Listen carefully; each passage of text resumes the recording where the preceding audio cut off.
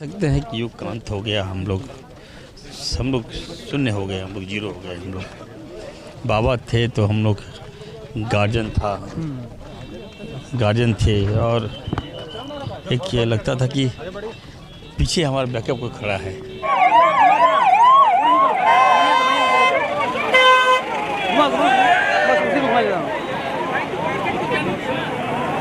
जल जंगल ज़मीन भी आज आहत और दुखी महसूस कर रहा है।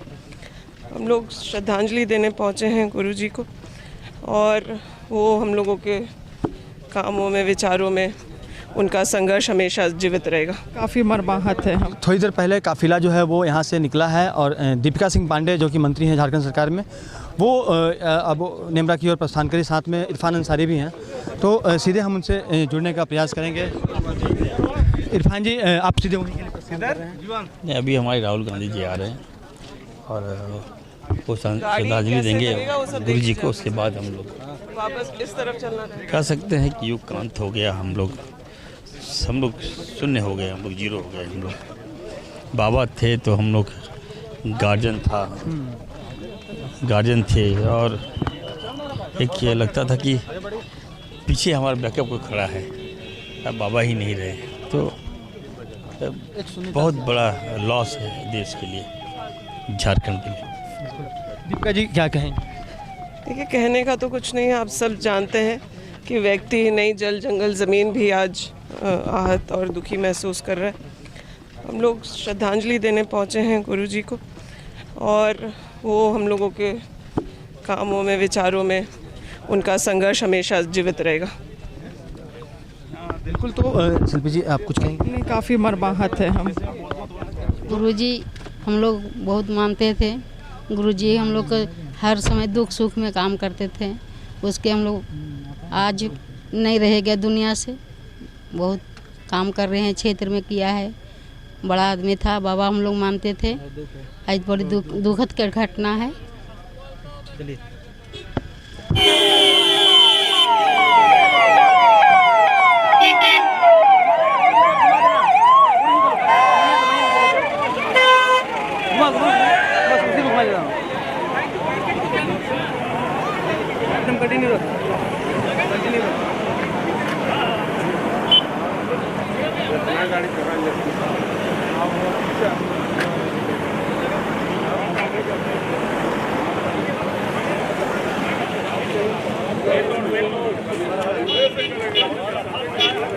जो सिचुएशन है आज का, अब थोड़ी देर में राहुल गांधी जी का जो काफिला है यहाँ पर, उनका जो हेलीकॉप्टर है वो लैंड करने वाला है।